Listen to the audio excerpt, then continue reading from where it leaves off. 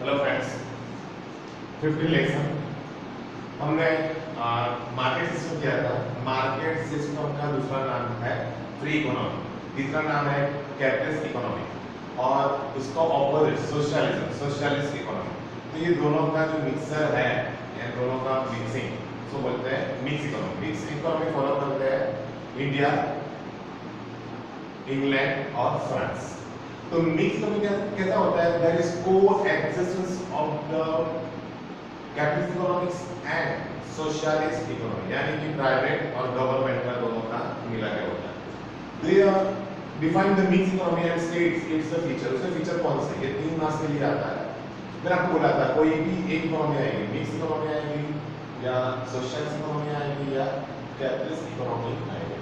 The economy having the coexistence, दोनों का साथ में बना coexistence of the public sector as well as the private sector, government and private sector, public sector and private sector, दोनों coexistence, दोनों को मिला के होता है, उसको बोलते हैं mixed economy. As a mixed economy, it's combine the virtues of the capitalist and the socialist system, combine the virtues of the capitalist and the social system and overcome their limits. दोनों के limitation को दूर करने के लिए दोनों में merits भी है, डीमेरिट्स भी है, तो दोनों के डीमेरिट्स दूर करके दोनों के मेरिट्स को साथ में लाने के लिए ये सिस्टम इंडिया ने एक्सेप्ट किया। यानी कि जो मार्केट सिस्टम में है या सोशल सिस्टम में जो मेरिट्स दोनों को मिला है, एक इकोनॉमी है, उसको नाम बोलते हैं मिक्स इकोनॉमी। यानी दोनों के जो एडवांटेज है वो टेक ओवर करने के लिए सोशल सिस्टम को overcome their limitation and public private sectors complement to each other, दोनों एक साथ में काम कॉम्प्लीमेंट नेचर से काम करेंगे, तो उसको मिक्स इकोनॉमी कहते हैं। The features of the mix economy are as follow.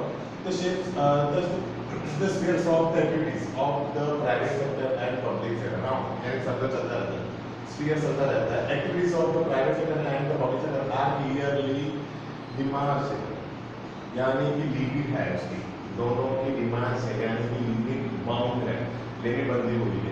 There is a private ownership in agriculture. There is a private ownership of the agriculture trade and the consumer industry. The key area of the economy, key area, main area of the economy, such as the railway, heavy industries, and defense industry, generations of the supply of electricity, atomic energy, and public sector. ये सब है, बहुत कुछ चीज़ें private sector में है और बहुत सारे कुछ गवर्नमेंट में है। फिर से बोलता हूँ, there is private sector in agriculture, private sector में agriculture है, trade है, consumer industries है। the key area है, जो main area होता है, जो main business होता है आपकी कौन सा? जैसे the railway है, heavy industries है, defense industry है, just of the supplies of the electricity है, atomic energies are in the public sector.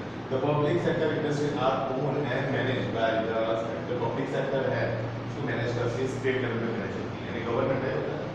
फिर से बोलते हैं public sector industries are owned and managed, owner भी और मैनेज वो भी कौन करता है? स्टेट लेवल पे होता है। The activity of the private sector are regulated by the state.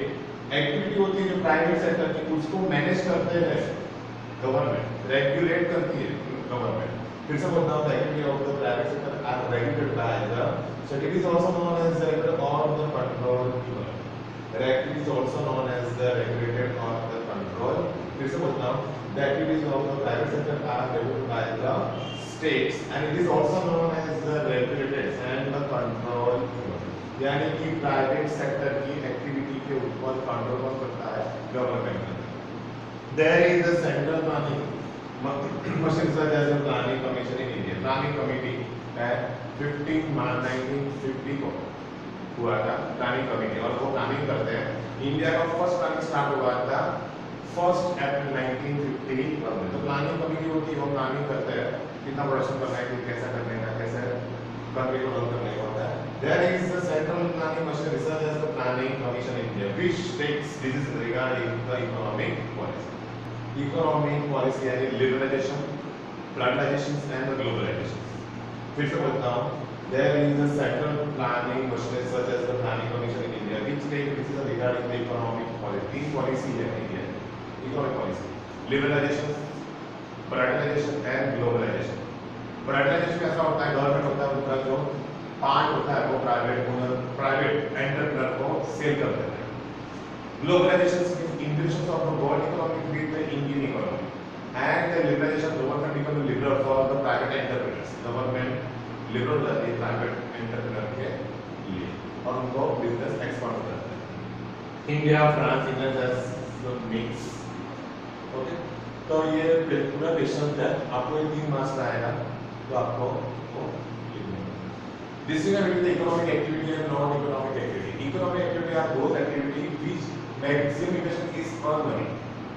Any person doing any kind of activity with the intention of earn money is called as the economic activity. फिर से बोलता हूँ. Any person doing any kind of activity with the intention of earn money, पैसे कमाने के लिए जो activity करते हैं उसको बोलते हैं economic activity. और non-economic activity है जो without the intention of money. Any person doing any kind of activity without the intention of earn money is called as non-economic activity. There are 3 types of economic activity: business, professions and job. तो job करोगे तो आपको salary मिलेगी, profession करोगे आपको fees मिलेगी as a remuneration, और business करोगे तो आपको प्रॉफिट मिलेगा एज अ रेम्यूनरेशन. तो डिस्टिंक्शन बिटवीन इकोनॉमिक एक्टिविटी और नॉन इकोनॉमिक एक्टिविटी ये भी इंपॉर्टेंट है 2 मार्क्स के लिए. The economic activity means the earning or spending money. Money is used for the exchange of the goods and services. आपके पास पैसा है, अगर कोई भी इंसान इसको इकोनॉमिक एक्टिविटी ना की, यानी कि पैसे दो, गुड्स परचेस करो, पैसे दो, सर्विस परचेस करो.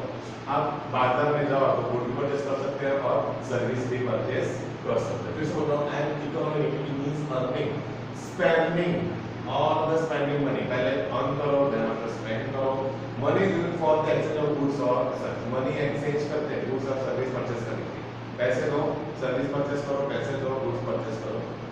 The non economic activity is not undertaken to earn the money. पैसे कमाने के लिए नहीं होता, ओनली फॉर सर्विस मोटिव होती है. फिर से बोलता है इकोनॉमिक एक्टिविटी का जो मेन इंटेंशन होता है वो प्रॉफिट जनरेट करने का होता है, और नॉन इकोनॉमिक एक्टिविटी का मेन इंटेंशन होता है सर्विस प्रोवाइड करने का. Production of the goods and services undertaken to earn the money. Free of cost services are provided by the non-profit organization to serve the society. Free of cost services are provided by the non-profit organizations to serve the society.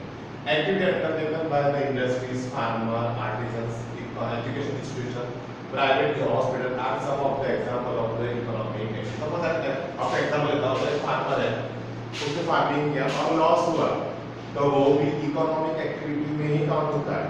फिर से बोलते हैं farmer है, farming करता है और उसको profit नहीं होता, प्रॉफिट की वजह से लॉस होता है, तो वो भी इकोनॉमिक एक्टिविटी में ही काउंट होती है, क्योंकि उसका इंटेंशन प्रॉफिट जनरेट करने का होने का होता है. क्योंकि प्रॉफिट जनरेट नहीं हुआ, लॉस हुआ, फिर भी वो भी एक्टिविटी कौन सी होगी?